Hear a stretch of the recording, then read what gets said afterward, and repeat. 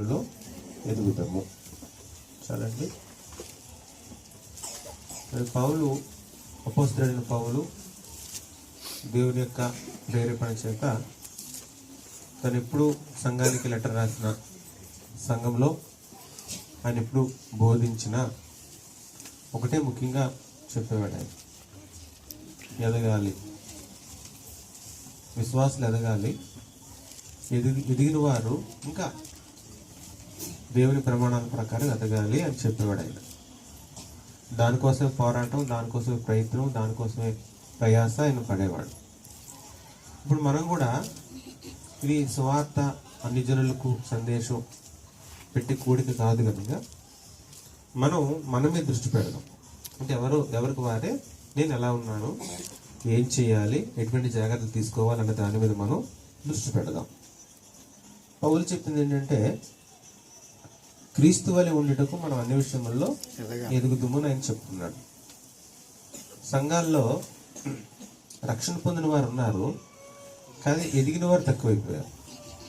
పరిపక్వత చెందిన వారు, మెచ్యూరిటీ అంటారు కదా, ఆ మెచ్యూరిటీ చెందిన వారు, ఎదిగిన వారు తక్కువైపోయారు. మీరు ఎప్పుడైనా గమనించండి, పాపం మీద బలం రాకపోవడానికి, ఏమండి, లోకం మీద విజయం సాధించకపోవడానికి, ప్రభు చెప్పిన పనులు చేయకపోవడానికి, ఇంకా చిన్న చిన్న బలహీనతల్లోనే మనం కొట్టుమిట్టాడుతూ ఉండడానికి కారణం ఏంటంటే మనం ఎదగకపోవడమేనండి. అసలు సంఘంలో ఉన్న సమస్యలన్నిటికీ ప్రధానమైన కారణం ఏంటంటే విశ్వాసాలు ఎదగకపోవడం, అంతే, ఇంకేం లేదు. మీరు దీన్ని ఎలా కంపేర్ చేయొచ్చు చూడండి. మన దగ్గర కొంతమంది చిన్నపిల్లలు ఉంటారు. ఆ చిన్నపిల్లల్ని మనం కంట్రోల్ చేయలేము. ఆ కంట్రోల్ చేయలేక తల్లిదండ్రులు బాధపడుతుంటారు. చర్చిలో, ఇంటి దగ్గర కాదని చెప్పి దీనికి చర్చిలో అటు ఇటు తిరుగుతుంటారు, నచ్చినట్టు వెళ్తుంటారు, చేస్తుంటారు, ఏం చేయలేవు, అంతే వాళ్ళు. మరి పెద్దవాళ్ళు క్రమంగా కూర్చున్నారు, స్టాండర్డ్ వాక్యాన్ని వింటున్నారు, అల్లరి గొడవ ఏం చేయరు వాళ్ళు. కానీ పిల్లలు ఎప్పుడు కూర్చుంటారు? అలాగా పెద్దవాళ్ళు అయినప్పుడు కూర్చుంటారు. అలాగే ఆత్మ సంబంధంగా తీసుకోండి. విశ్వాసులు క్రీస్తు వలె ఎదగనంత వరకు ఈ ప్రాబ్లమ్స్ ఉంటూనే ఉంటాయి. ఏ ప్రాబ్లమ్స్? కొరింథీ పత్రికలో పౌలు చెప్పాడు కదా, అసూయ, కలహము, కక్ష, లోక సంబంధమైన విషయాలు, శరీర సంబంధంగా ఉండడం, దేవుళ్ళు ఎదగకపోవడం, ఇవన్నీ ఉంటాయి. వీటికంటే ముందే ఉంటాయంటే పాటలు పాడడం, వాక్యం చెప్పడం, కృపావరాలు అని ఉంటాయి.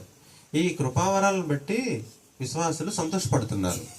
దేన్ని బట్టి బాధపడలేదంటే ఎంత సీనియారిటీ వచ్చిన తర్వాత కూడా మేము ఎదగలేకపోయాం అన్న దాన్ని బట్టి వారికి బాధ అనేది, చింత అనేది లేదు. కానీ ఎక్కువ మంది విశ్వాసుల సంఘాల్లో దేన్ని పోల్చుకుంటారంటే జీతం పెరిగిందా లేదా, వస్తువు కొనుక్కున్నావా లేదా, లేకపోతే బట్టలు ఎక్కువ వేయలేదు, దీన్ని బట్టి పోల్చుకుంటారు. అందుకే మీరు ఎప్పుడు సాక్ష్యాలు చెప్పిన, ఎవరైనా సాక్ష్యాలు చెప్పారనుకోండి, ఏదో కొన్నాం, కట్టుకున్నాం, వచ్చింది అని చెప్పారు అనుకోండి, ఓకే, వస్తే వచ్చి ఉండొచ్చు, కానీ దాని మీద దృష్టి పెట్టి అదే ఆధ్యాత్మికత అనుకోవద్దండి. పౌలు ఏం చెప్తున్నాడు? మీరు అన్ని విషయాల్లో ఎలా ఎదగాలి? మళ్ళా క్రీస్తు వలె, సత్యం చెప్తా. మళ్ళా అక్కడ మనకి మెజర్మెంట్ కూడా ఇచ్చారు ఏంటంటే క్రీస్తు వలె మనం ఎదగాలి. ఎదగాలంటే వేరే రకంగా అనుకోవద్దు. మీరు కొన్ని సంఘాలు ఈ సాక్ష్యాలు చెప్పబడుతున్నాయి. మీ సంఘానికి వెళ్ళిన తర్వాత ఇల్లు కట్టుకున్నామండి, అలాగే మన చర్చకు వచ్చారు ఒకరు స్టార్టింగ్లో, మీ సంఘానికి వస్తామండి, ఇల్లు కట్టుకుంటామండి. ఇల్లు కట్టలేదు, స్థలం కొనలేదు, ఇల్లు కట్టలేదు, మానేస్తామండి చెప్పారు, డెలిబరేట్గా చెప్పారు, మానేస్తామండి, మీ సంఘానికి వెళ్ళి మానేయండి. ఇప్పుడు అలాగా మభ్య పెట్టలేం కదా. మా చర్చకు వస్తే ఇల్లు కట్టుతారు, మేము చర్చకు వస్తే తప్పులు తీరుస్తారని బైబిల్ ఏం లేదు కనుక పోల్చుకోవడం ఎంత పోల్చుకొని క్రీస్తు వలె మనం అన్ని విషయాల్లో మనం ఎదగాలి.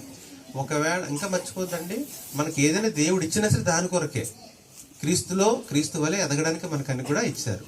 ఈ విషయం అర్థం కానంత వరకు మనం ఇలాగ చిన్నపిల్లలాగా ఉంటాం. మనం ఇలా ఎదగాలి, ఈ విధంగా మనం ఏంటి క్రీస్తు వలె ఎదగాలి అన్న విషయం అర్థం కాకపోతే ఇంకా చిన్న చిన్న విషయాల కోసం చిన్న దానికి సంతృప్తి పడిపోతాం, చిన్న విషయాలకి నిరుత్సాహపడిపోతుంటాం. ఎవరో ఏదో అన్నారు, ఏదో పిలవలేదు, వాళ్ళు నన్ను పట్టించుకోలేదు అనే దాన్ని బట్టి ముందుకు పడిపోతామండి.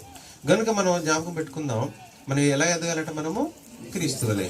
అందుకనే మొట్టమొదటిగా మనం గురుగా పెట్టుకోవాల్సింది యేసుప్రభు వారినే, గురిగా పోలికగా పెట్టుకోవాల్సింది యేసుప్రభు వారినే. విచిత్రం ఏంటంటే మనం రోజుకు ఒక 100 సార్లు యేసుప్రభు పేరు చెప్తాం, 100 సార్లు 200 సార్లు చెప్తాం, వారానికి ఒక 1000 సార్లు చెప్తాం, పాట, ప్రార్థన, వాక్యం అన్నీ చెప్తాం. కానీ ఆయన ఏం అడుగుతున్నారో మనం పట్టించుకోం. క్రిస్మస్ సందర్భాల్లో కూడా అంతే కదా. క్రిస్మస్ అంటారు, క్రిస్మస్ కార్యక్రమాలు చేస్తారు, సువార్తలు చెప్తారు. ఆయన ఏం అడుగుతున్నారో చెప్పరు. అసలు యాక్చువల్గా గొల్లలు జ్ఞానులు పని చేశారు. యేసుప్రభుకి ఏది ఇష్టమో చేశారండి. గొల్లలు అంటే చదువులేని వాళ్ళు, జ్ఞానులు అంటే బాగా తెలియని వాళ్ళు, చదువుకున్నారు. ఈ రెండు వర్గాల వారు యేసుప్రభు పుట్టినప్పుడు దగ్గరికి వెళ్ళి అన్ని సమర్పించేశారు, మొత్తం అంత వారి జీవితాన్ని సమర్పించారు. ఇప్పుడు మనం క్రిస్మస్ చేస్తున్నటువంటి వారు దేవుని సమర్పించకుండా యేసుప్రభు పేరు చెప్పి యేసుప్రభు కార్యక్రమాలు చేస్తుంటారు. చాలా విచారకరం, ఏమంటే విషాదం అన్నమాట. కనుక ఇప్పుడు యేసుప్రభు వారు ఏమంటే పేరు చెప్తున్న మనం యేసుప్రభు ఏం అడుగుతున్నారు, ఏం కోరుకుంటున్నారు, దాన్ని బట్టే మనం ముందుకెళ్ళాలి. మన పోలిక ఏంటంటే ఆ సంఘం బాగుంది, లేకపోతే ఆ విశ్వాసం బాగున్నారు, అలాగే ఎదుగుదాం